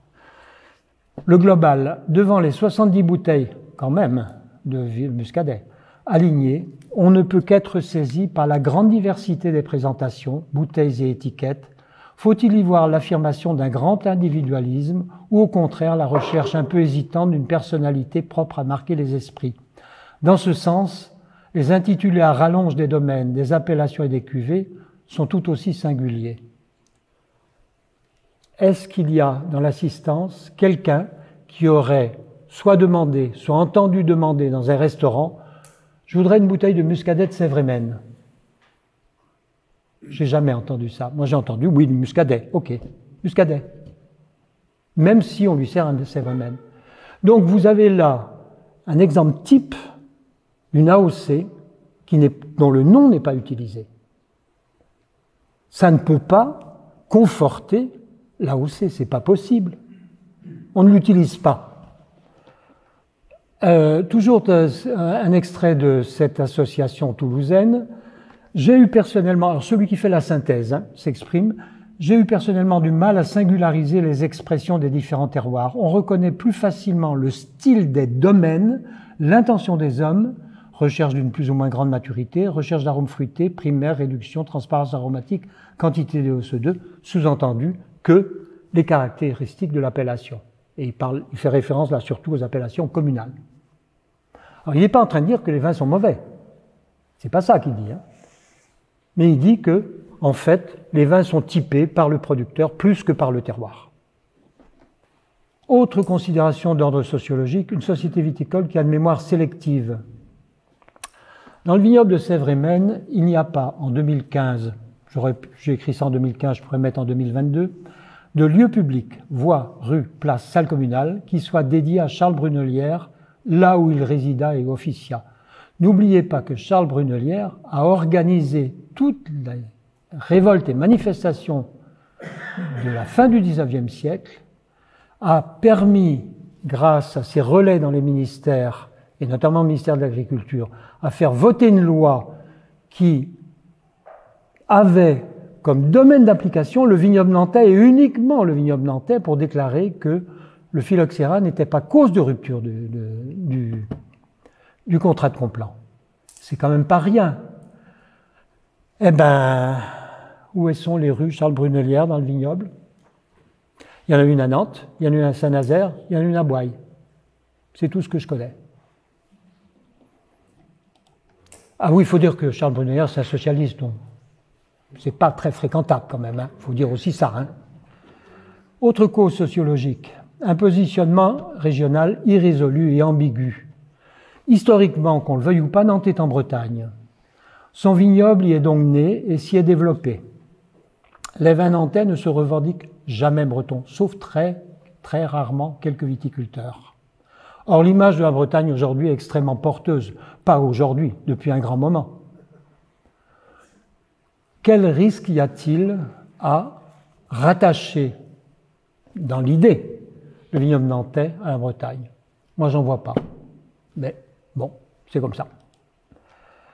Des causes démographiques. Un vignoble émietté entre des milliers de propriétaires, plus agriculteurs que vignerons. Mes premiers pèlerinages dans le vignoble nantais remontent au début des années 70, dès que j'ai touché un premier salaire. En 1970. J'ai bu des choses épouvantables. Par quelqu'un, enfin je pense à un, mais il y en avait bien d'autres. Bon, il faisait du muscadet, et d'autres vins peut-être aussi, j'en sais rien.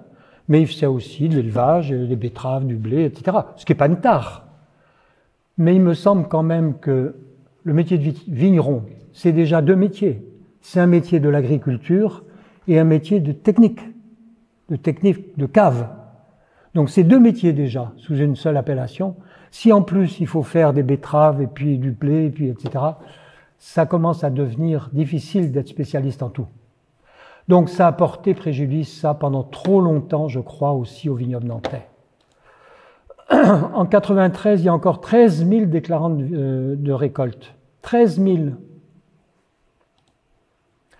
Les raisons économiques, le poids du négoce. Le négoce, c'est lui qui fixait les prix, c'est moins vrai sans doute aujourd'hui. Mais il ne fait pas que ça. C'est lui qui fait le vin au goût du client, au goût de son client, en mélangeant des cuvées. Peut-être avec autre chose même que du muscadet, j'en sais rien.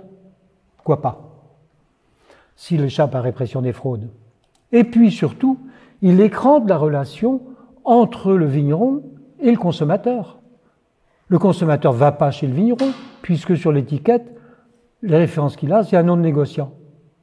Et je me souviens parfaitement de mes quelques visites début des années 70 chez des vignerons où j'étais reçu, non pas dans la cave, ce qui est le cas quand même aujourd'hui, mais dans la cuisine. Bon, je ne me sentais pas déprécié pour autant, mais ça veut dire qu'il n'y avait pas de moyen d'accueil, ne serait-ce que des verres, dans la cave. Et c'est pas Jésus-Christ, hein, c'est 70. Des causes techniques. L'énologie a été acquise, je crois, sur le tard. La spécificité du melon n'est évoquée, mise en avant que depuis très peu de temps par la viticulture nantaise. C'est pas très vieux. On essayait plutôt de faire oublier. On préférait dire que ça ressemble à du chardonnay. La culture de l'élevage long, elle n'était pas complètement inexistante. La barrique de mariage, ça doit vous dire quelque chose. La bonne barrique que le vigneron mettait de côté en vue du mariage du fils ou de la fille qui allait se faire dans 1 an ou 2 et qu'on laissait mûrir en surveillant, etc. Oui, mais c'était juste une barrique. Il n'y avait pas d'autre production. Et le client, le consommateur, il n'avait pas accès à ce genre de vin. Donc pendant longtemps, on a eu des muscadets produits en très grande quantité de manière pas très avenante. Pas d'ouverture sur le monde éducatif. Il n'y a pas de formation universitaire touchant au vin, à la viticulture ou à l'énologie à Nantes. Je fus, pour la fin de ma carrière, membre de l'université de Nantes. Je me souviens, j'étais membre du conseil des études de la vie universitaire, avoir proposé au président du moment d'ouvrir une formation sur la viticulture ou sur l'énologie. J'avais pensé à un DNO à l'époque, un diplôme national d'énologie. Heureusement que ça ne s'est pas fait quand on pense au nombre de DNO qu'il y a aujourd'hui en France qui fabriquent des spécialistes dont beaucoup d'entre eux vont exercer leur talent en Argentine, en Chine, en Californie pour faire des vins qui concurrencent les vins et tout ça formé avec l'argent des contribuables français. Mais j'ai eu quand même l'occasion de nouer un tout petit contrat avec le syndicat, ou je ne sais pas si ça s'appelait le syndicat ou la fédération, au temps où ça se trouvait près du château d'eau, là, pour travailler sur l'histoire du muscadet précisément. À l'époque, j'étais interpellé par le fait que le muscadet était passé en AOC parmi les premiers vins de France, à passer en AOC, 1935, alors que le décret date de 1934, donc ils n'ont pas tardé. Et puis voir un marché absolument déplorable, des vins à des prix dérisoires, et puis pas toujours, on est là en 1999 je crois, pas toujours à la hauteur de ce qu'on peut attendre d'un bon vin. Je dirais plus ça aujourd'hui. Hein. Donc j'avais demandé à passer un contrat avec le syndicat de l'époque pour étudier ce problème. Comment ça se fait qu'il soit passé si tôt en AOC, puis qu'on ait des vins qui finalement ne sont pas quand même terribles. Et j'avais demandé un financement à hauteur de, on était en francs à l'époque, 20 000 francs je crois, ce qui ferait 3 000 € aujourd'hui. Ben, il fallait que l'étudiant aille quand même aux archives de l'INAO à Paris, aux archives, elles n'étaient pas encore sur Internet, hein, aux archives du ministère de la Culture, de l'Assemblée nationale. C'est quand même normal qu'il puisse payer ses billets de train au service de la viticulture nantaise. Ça a été accepté sans difficulté. Bon, le DEA, c'était un DEA, donc Bac+5 a eu lieu, il m'a fait un bon travail, et il m'a révélé une telle somme de documents à consulter que j'ai failli baisser les bras. Tellement il y avait d'inconnus, c'est-à-dire qu'il n'a pas réussi à traiter le problème, il y avait trop de documents à consulter, c'était un travail de 2 ou 3 thésards qu'il fallait faire, de thèse d'État. Donc, voilà. Néanmoins, il a fait un bon boulot. J'ai évidemment envoyé un résumé, enfin, pas un résumé, un document, un exemplaire du document de DEA au syndicat. J'ai proposé que le candidat aille faire un exposé de son travail. 1999, j'attends toujours la réponse. Bon. Il n'y a pas de collaboration avec le monde de la recherche, qu'elle soit nantaise ou pas nantaise, nationale, tout pareil. Je vais juste vous citer un exemple, il est édifiant. Alors, n'allez pas imaginer que toutes les actions de recherche se terminent comme ça. Une invention nantaise, la résonance magnétique nucléaire appliquée au vin, et notamment à la détection des fraudes sur le vin, et plus généralement, la détection des fraudes en général dans l'alimentation. C'est le fait de 2 chercheurs, un chimiste, Gérard, sa femme physicienne Marie-Vonne Martin, qui ont mis au point la méthode. La RMN est aujourd'hui une méthode officielle reconnue par l'Union européenne et par l'Office international du vin pour détecter les fraudes sur le vin. Ces 2 chercheurs qui ont travaillé comme ça, tout seuls, ont eu la chance d'avoir un fils qui, peu de temps après leur travail, sortait de Centrale Paris. Donc un jeune ingénieur qui a cherché à valoriser ce qu'avaient fait ses parents. Et ils ont créé, les parents et lui, une société qui s'appelait Eurofin en 1987. Excusez-moi, je vois mal avec mes lunettes. Aujourd'hui, Eurofin, c'est 34 650 salariés de par le monde. 4,5 milliards de chiffre d'affaires en 1920, 650 laboratoires répartis dans 45 pays. Pensez que la viticulture nantaise se serait dégradée en soutenant des recherches de ce type. Je cite celle-là parce que c'est un beau modèle de réussite. Ça se termine malheureusement pas toujours comme ça. Un chercheur, il cherche, puis il y a des fois où il ne trouve pas aussi. Donc il faut prendre un risque. Bon, en tout cas, cette aventure s'est déroulée en marge de la viticulture nantaise. Des causes culturelles. La formation œnologique des vignerons, elle est venue sur le tard. Aujourd'hui, elle est réelle, hein, mais elle est venue sur le tard. Jusque dans les années 60, on faisait comme papa. Lequel papa faisait comme Pépé. En 71, je vous l'ai dit, il a fallu apprendre à déguster au vigneron pour animer les séances de dégustation officielles. Et la fréquence de la polyculture, bon, j'en ai déjà parlé, j'ai plus rien à en dire. Alors, va enfin arriver une innovation qui pour moi est heureuse, c'est la création des appellations communales. Alors les appellations communales ont beaucoup d'intérêt à mes yeux. C'est une reconnaissance de la diversité des terroirs, dont à Nantes, la base est essentiellement la géologie.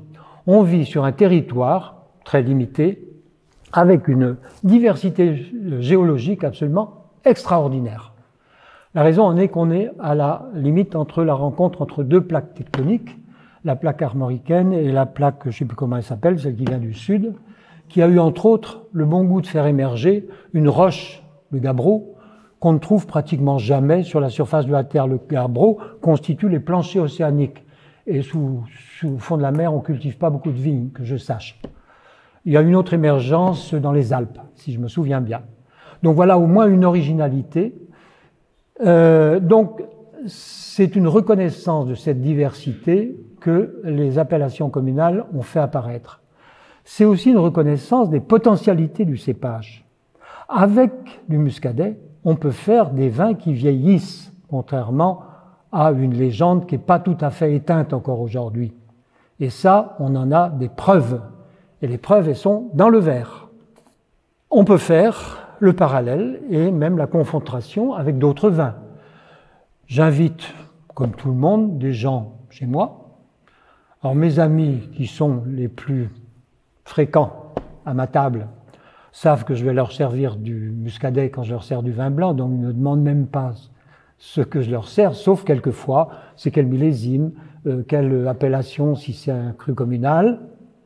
Par contre, des gens qui se connaissent un petit peu moins, je leur sers aussi du muscadet, sans leur montrer, bien sûr, je mets ma main sur l'étiquette quand je sers. Et, ah, il est bon ton vin, hein? Ah ouais. C'est quoi? C'est un Bourgogne? Oui, oui, oui, oui. Tiens, regarde. Il y a une confusion avec les Bourgognes blancs qui est extrêmement fréquente, et notamment avec les Chablis. Bon, ça veut dire, c'est plutôt flatteur. Hein?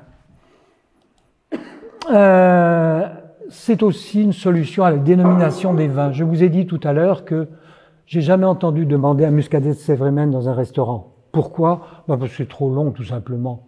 4 mots pour une appellation, c'est beaucoup trop long. On demande muscadet, tout simplement. Oui, mais maintenant qu'il y a Clisson, Gorge, Le Palais, etc., on peut demander un Gorge, un Clisson. Alors, officiellement, c'est toujours muscadet de Sévrémen-Clisson. Mais personne ne fait attention à ça, c'est une règle absolue à l'INAO.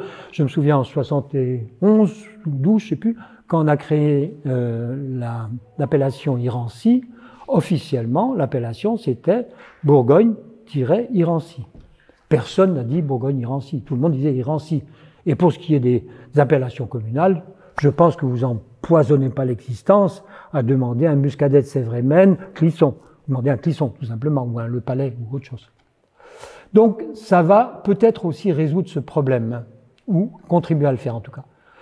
Donc, les appellations communales permettent de s'exprimer sur les muscadets comme on s'exprime sur des Bourgognes, par exemple, pour prendre un grand vignoble de vin blanc, producteur de vin blanc. Ils font pas que des blancs. Alors, qu'est-ce qu'il reste à faire? Je sais pas. Je sais pas. Je suis pas un communicant, je suis pas un énologue, même si j'aime le vin, et je suis pas vigneron. Donc, je ne peux pas répondre à cette question. Je me pose la question de est-ce qu'il faut détruire l'image existante qui n'est pas bonne, qui n'est pas toujours bonne, ou est-ce qu'il faut en reconstruire une? Je ne sais pas. Je pose la question, je n'ai pas de réponse à donner. J'imagine des choses, mais peut-être c'est pas bien. Sur les sites destinés à informer le consommateur, comme le site de la Fédération des vins de Nantes, par exemple, est-ce qu'il ne serait pas bon d'avoir en annexe une fiche de dégustation? Je pense par exemple à un millésime que j'ai eu l'occasion de déguster, fait une dégustation d'une quinzaine, vingtaine de vins, du millésime 2014. Et avec l'association à laquelle je participe, on a en général, pas en général, toujours, avant la dégustation, une présentation de ce qu'a été l'année, de ce qu'a été le millésime. Or, 2014, un été assez médiocre, on va dire les choses clairement, et puis un mois de septembre extraordinairement sec et beau. Bon, vous imaginez ce qu'ont fait les vignerons. Ils ne sont pas précipités pour vendanger début. Ils ont attendu que le soleil fasse son effet, et il a fait son effet, avec une perte d'acidité. Oui, il y en avait trop, donc c'est plutôt bien, sauf que quelquefois ça va un peu trop loin. Une concentration des arômes, notamment les arômes secondaires. Oui, mais on a le droit d'aimer ce genre de vin. Et puis après tout, que le 2014 ne ressemble pas à 2013 et à 2015 et aux autres, mais c'est très bien, c'est aussi le plaisir du vin, que de déguster des millésimes différents, même s'ils ont la même appellation. Alors, bon, je suppose que c'est une bonne idée. Hein. Maintenant, allez, au boulot.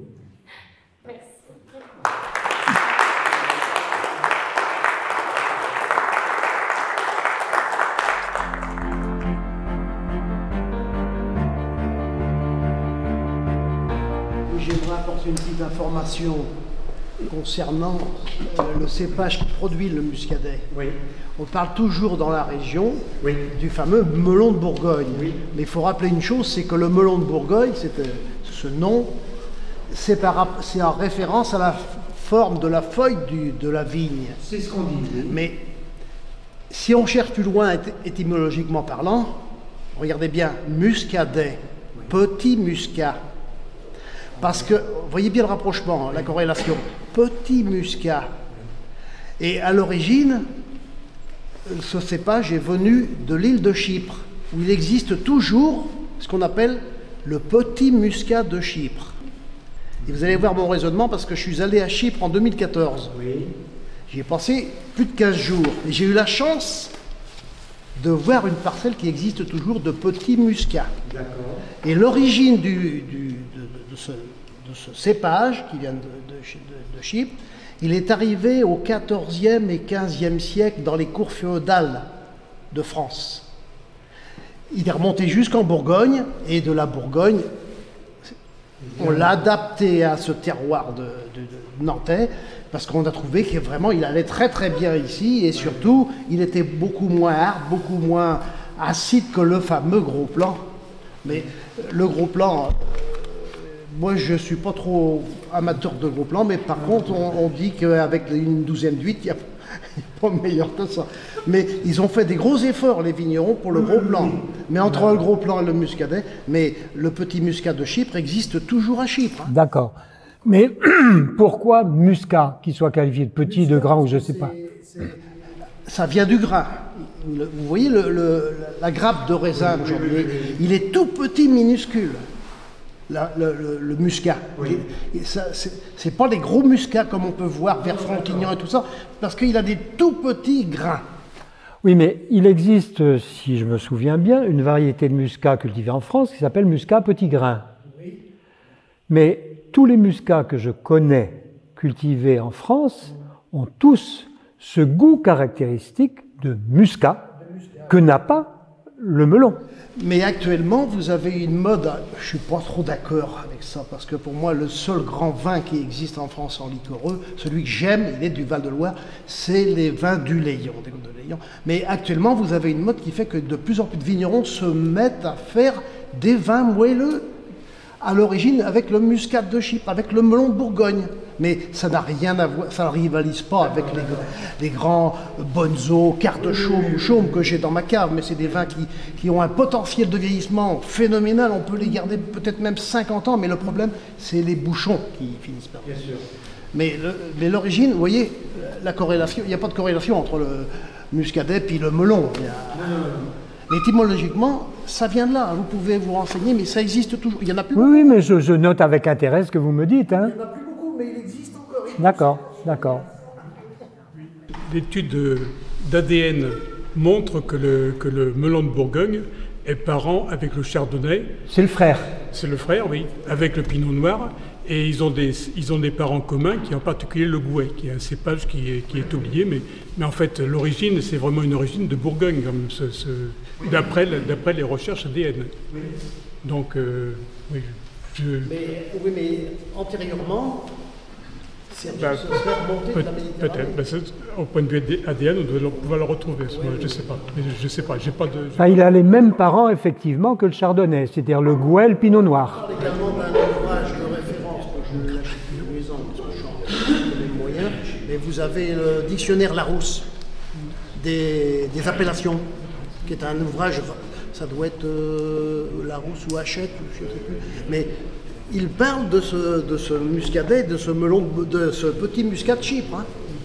Un dictionnaire des appellations. Oui, ça existe. C'est Hachette ou Larousse, je ne sais plus. Je l'ai chez moi dans ma chambre. Mais... Parce qu'il y a aussi la muscadelle. Ah oui, c'est un autre cépage. Qui est un cépage cultivé notamment dans le vignoble bordelais. Oui, on le vinifie souvent doux. Bon, écoutez, je note avec intérêt ce que vous me dites. Je vais voir si je peux trouver d'autres choses. Moi, j'ai une question justement sur cette histoire de cépage. Aujourd'hui, quand on parle du muscadet, on parle du vin. Et quand on donne le nom du cépage, on parle du melon. Melon de Bourgogne, oui. Et vous nous avez dit que plutôt au XXe siècle, on parlait du muscadet comme d'un cépage. Absolument. Alors, à quel moment se fait le passage? Alors, le passage, à mon avis, il est relativement récent. Hein. C'est notre période. C'est-à-dire, je crois que ça doit être la communauté vigneronne ou le syndicat qui a incité pour bien faire la différence, parler de melon quand il s'agissait du cépage et de muscadet quand il s'agissait de vin. Mais je vous ai montré des documents où il était question où il était écrit cépage muscadet. Hein. Donc, à l'origine, si on remonte, enfin l'origine, j'en sais rien, mais si on remonte au temps plus ancien, le muscadet, c'était le nom du cépage. Un cépage qui donne son nom à un vin, c'est pas original. Hein. Muscat, on retrouve ça, les clairettes de Die, et j'en passe et des meilleurs. Mais je pense que ça, c'est apporté au crédit de la communauté vigneronne nantaise. Il y a 20-30 ans, je pense qu'on a commencé à dire, pour qu'il n'y ait pas de confusion, on appelle le cépage melon et le vin muscadet. D'ailleurs, actuellement, le mot est confisqué par l'AOC. C'est le muscadet, c'est le vin. Du simple fait de l'existence du décret. Il y a la même problématique avec le gros plan. Il y a la même question avec le gros plan et la folle blanche. La folle blanche est le cépage du gros plan. Et donc, c'est pas tout à fait la même situation. Le gros plan est le nom nantais d'un cépage qui est connu ailleurs sous le nom de folle blanche, par exemple, dans la région de Cognac, mais on l'appelle aussi l'enragé. Je sais plus, sur le muscadet, j'ai recensé plus de 27 noms différents pour désigner le cépage. Donc, vous savez, les noms de cépages, faut s'en méfier terriblement. Souvent, un nom désigne plusieurs cépages, et pour un cépage, il y a une foultitude de noms. Mais pour le gros lot, actuellement, gros lot, alors il s'appelle gros lot, qu'est-ce que je raconte? Gros plan. Le gros plan, l'AOC, c'est gros plan. Hein. Il y a un vigneron dans la salle, j'en ai vu quelques-uns, qui peuvent me le confirmer. C'est pas gros plan de Nantes. Hein. Gros plan du pays nantais. Ah oui, d'accord. Donc vous voyez, on retrouve Muscat de Frontignan. Donc c'est pas seulement le nom du cépage. Hein. Gros plan du pays nantais. Oui? À partir de 1970, vous avez dit que les formations se sont développées à partir de Nantes sur le vignoble nantais. Je voudrais revenir, c'est à partir de 1960. Le lycée de Briassé a... Comment ça? C'est un riche viticulteur qui habite à Paris, a donné sa propriété aux frères Saint-Gabriel pour faire le lycée de Briassé avec l'option viticole. Je voulais revenir sur ça. Le lycée de Briassé, avant même qu'il soit à Briassé, il existait déjà. Et si ma mémoire est bonne, création 55 ou 57. 57. C'est pas Vercingétorix, hein? Non, c'est pas Vercingétorix, on est d'accord. Bon, si vous regardez dans d'autres régions les formations équivalentes. Je connais pas, mais ça fait récemment que je suis. Mais ceci dit, pour moi, c'est récent.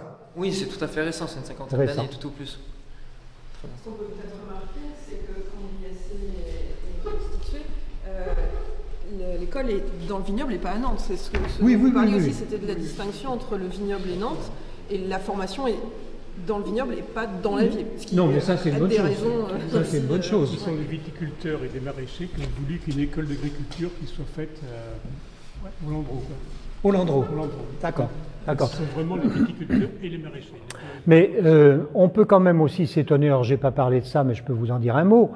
À Nantes, il y a 2 écoles d'ingénieurs qui relèvent du ministère de l'Agriculture. L'école vétérinaire et l'école des industries agroalimentaires. Pourquoi pas une école viticulture? Je ne sais pas, mais est-ce que les viticulteurs ont demandé? C'est pas sûr.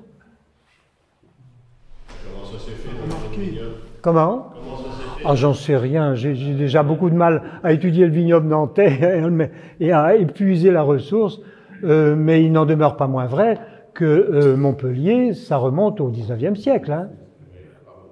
Ah ben, par Montpellier, non. Vous prenez... Comment? Je sais pas, mais ça peut se trouver. Hein. Mais enfin, 57, c'est pas une prouesse. Hein. Oui, mais 57, c'est quand même pas une prouesse. Commerce ça a été une école d'agriculture. Oui. Quand Charles Péguy a commencé à vouloir faire un BTS sur le commerce des vins, le négoce a tout fait pour l'en empêcher. Oui, ça je veux bien vous croire. On a quand même... on a gros problème avec ça quand même. Oui, oui, oui, non, non, mais je ne suis pas en train de vous dire, je suis pas en train de vous dire que la vie est simple pour tout le monde et tous les jours, hein. Mais il n'en demeure pas moins vrai qu'il y a eu dans d'autres vignobles des tas de décisions qui ont été prises en faveur de la viticulture locale plutôt qu'à Nantes. Oui, mais ce que je veux dire, c'est que le négoce dominait entièrement le vignoble, et donc ne voulait surtout pas que les vignerons se rendent compte de la réalité. Il voulait qu'il reste des producteurs. Et donc aujourd'hui, ça y est, Enfin, le ministère n'a pas fait non plus, le ministère de l'Agriculture n'a pas fait grand-chose. Quand il a créé l'école des industries agroalimentaires, il aurait pu avoir une branche Viti ou Vini. Est-ce que vous pensez que la ville de Nantes s'est accaparée son vignoble? Ah oui, oui, oui, là. Ah oui, il n'y a pas photo. Si vous parlez des instances dirigeantes, c'est au conseil municipal, il y a longtemps. Depuis les héros, il n'y a pas photo. Hein. Bon, je vous cite Bordeaux. Oui. La Cité des Vins à Bordeaux, un succès que vous connaissez. Au lieu de faire l'arbre au héron, faire la Cité du Muscadet, c'est tout simplement une remarque. Donc, je sens que ce n'est pas une accaparation, vraiment. Elle est située dans les mots. Mais ce qui est important, c'est les faits. J'ai posé la même question à Jean-Laurent. Avant Jean-Marc Ayrault, il n'y avait pas de Muscadet à la mairie de Nantes. Ça, je suis d'accord. Mais depuis que Jean-Marc Ayrault est là, et quand il a été Premier ministre, il a introduit également le Muscadet dans les instances gouvernementales. Comment? C'est une réflexion quand même. C'est ce que je viens de faire. Oui. Oui. Parce que l'arbre héron, je ne veux pas y revenir, mais va-t-il sortir ou pas? La Cité du Muscadet, la Cité des Vins de Nantes, ça avait quand même un sens. Oui, oui. Nantes est quand même la capitale mondiale du Muscadet. Mais absolument, absolument, puisqu'on n'en fait nulle part ailleurs. Bon, ben voilà, très bien. Mais ceci dit, moi je ne sais pas quoi vous répondre parce que je ne suis pas un suppôt de l'arbre au héron. Je pense qu'il y a trop de gadgets et de joujoux dans notre société et trop d'argent investi dans ce genre de trucs. Maintenant, est-ce que pour autant il fallait faire une cité des vins à Nantes ou de Nantes? Je ne suis pas contre, mais je comprends aussi qu'il n'y ait pas pensé. Donc je ne les condamne pas là-dessus. La loi Evin a beaucoup stigmatisé le vignoble aussi, je pense, par rapport au niveau... Oui, non, mais elle n'a pas stigmatisé spécifiquement le vignoble nantais. Elle a stigmatisé la consommation d'alcool, donc la production en général, mais pas le vignoble nantais spécifiquement. Non, non. Les réunions étaient un peu animées des fois. Oui. Excusez-moi, je voudrais avoir votre avis sur autre chose, mais c'est sur le vin tout le temps. Je suis passionné de vin et de vignoble, mais mondiaux, parce que j'ai de la famille dans d'autres pays. Alors que la limite climatique de la culture de la vigne est située au 50e parallèle, qui passe au nord de l'Amiens, oui. Avec le réchauffement climatique actuel, on est en train de planter jusque de la vigne en Belgique, dans les Pays-Bas et même dans le sud de la Suède. Alors qu'actuellement, par chez nous, mais situé au sud de la Loire, on risque les gelées jusqu'au 20 mai. Est-ce que vous approuvez cette façon de faire, de planter à mort dans des pays qui sont relativement pluvieux, peu ensoleillés? Parce que moi, ce que je crains fort, c'est que le vigneron, s'il arrive à faire du bon vin, même en Suède, en sud de la Suède, il va travailler comme un acharné à tailler sa vigne, à la fumer et tout, et puis tout d'un coup, une belle gelée, plus rien. Oui, mais ça sera beaucoup plus gélif. Ça, c'est son problème. C'est son problème, ce sera beaucoup plus gélif en Suède. Mais ce que je peux vous dire quand même, sur un problème qu'on ne maîtrise pas, le réchauffement climatique, individuellement, vous ne pouvez rien. Hein, c'est un phénomène qui est résultat d'une collectivité. Je sais que les collectivités sont constituées d'individus, mais il y a tellement d'individus qui devraient agir pour faire changer les choses que j'ai peur que ça ne se passe pas toujours très bien. Mais je vais vous donner deux exemples. Dans le sud de l'Angleterre, par exemple, on fait aujourd'hui beaucoup de vins effervescents. Il y a 7-8 ans de ça, une dégustation à l'aveugle de vin champagne ou type champagne, c'est-à-dire méthode traditionnelle, puisqu'il n'y a plus le droit de dire méthode champenoise. Dégustation à l'aveugle par des cénologues patentés, des gens qui savent goûter le vin. Premier sorti, un Anglais. Bon. Deuxième exemple. La première vigne constituée en Bretagne, on est en 1900, 90 à peu près, à 1 ou 2 ans près, je ne saurais pas bien vous dire, mais par là. Le vigneron, c'est un monsieur tout le monde qui a envie de faire du vin parce que ça lui plaît, de faire son vin. Donc il n'est pas du tout dans une démarche commerciale. Hein. Alors ce monsieur, il a été militaire, il était plongeur de combat, si je me souviens bien, et au bout de 15 ans, on a le droit de prendre sa retraite quand on est dans l'armée, et on n'est pas encore vieux, donc il a été exercer ses talents ailleurs. Et il s'est fait recruter dans un organisme de formation qui dépend, me semble-t-il, d'HEC, et qui est en tout cas sur le campus d'HEC près de Versailles, et qui fait de la formation continue destinée aux vignerons. Voilà. Et donc là, il a rencontré des tas de gens, dont des gens quand même connus, comment il s'appelle, Michel Chapoutier, hein, dans Hermitage, et il s'en est ouvert comme ça, au hasard des rencontres qu'il faisait, et plusieurs vignerons se sont proposés de lui apprendre à planter de la vigne, tailler de la vigne, élever de la vigne, vendanger, faire du vin.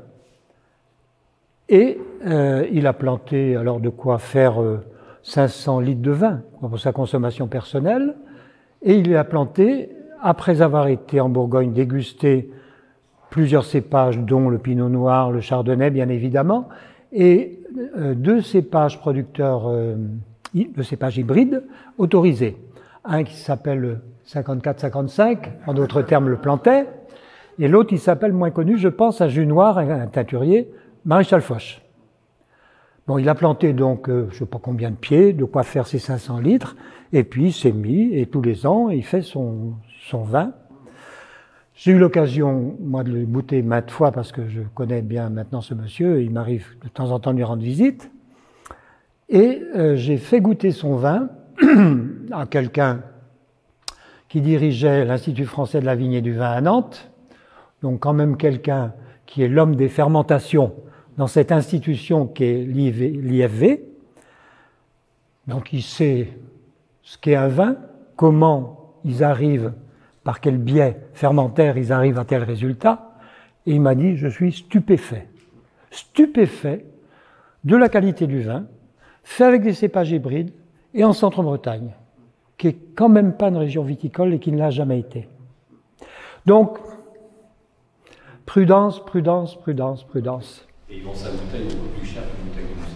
Non, il ne le vend pas, il n'a pas le droit de le vendre. Non, non, oulala, alors là, les indirects lui tombent tout de suite dessus, hein, ils lui font arracher sa vigne. Il a d'ailleurs eu des ennuis, parce que bon, dans le journal local, on vantait la vendange de monsieur, etc., etc. Et à un moment, alors qu'il avait pris la précaution d'appeler la DDA des Côtes-d'Armor, pour savoir s'il avait le droit, parce qu'il disait, si ça se trouve, j'ai pas le droit de planter de la vigne, il y a quand même une réglementation autour du vin qui est extrêmement dure et serrée. Et le DDA en personne lui a répondu « Oui, oui, oui, vous pouvez y aller, plantez, plantez, j'irai goûter votre vin. » Il a répondu ça au téléphone, il n'avait pas d'écrit. Et au bout de quelques années, inquiet de voir des articles dans Ouest France, il a téléphoné à, je ne sais pas qui, France Agrimaire aujourd'hui, je ne sais pas comment ça s'appelait à l'époque. C'est l'administration des douanes. L'administration des douanes. Le ministère de l'économie et des finances. Voilà. J'y travaillais pendant. Ok. Et qui lui a répondu « Ah non, monsieur, même si vous ne vendez pas votre vin, vous n'avez pas le droit de planter des cépages de cuve. C'est interdit. » Et on lui a notifié par écrit en lui précisant que il était tenu à arracher ses vignes. Ce qui lui faisait mal au cœur, ça faisait plus de 10 ans qu'il faisait du vin. Et puis, ils se sont ressaisis, l'administration, en faisant remarquer que puisqu'elle avait plus de 10 ans, on ne pouvait pas exiger qu'il arrache ses vignes. Mais par contre, on pouvait et on allait exiger qu'il distille à ses frais toute sa production vinicole. Alors vous voyez, 500 litres de vin, ça donne 50 litres d'eau de vie, de quoi désinfecter toute la commune, hein, pas de problème. Bon, vous avez là encore un autre exemple qui est complètement effarant, quoi.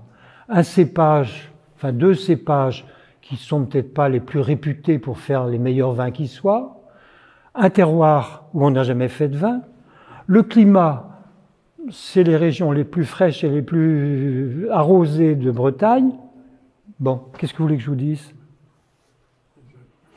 Je crois qu'il faut être très humble devant les pronostics qu'on est tenté de faire.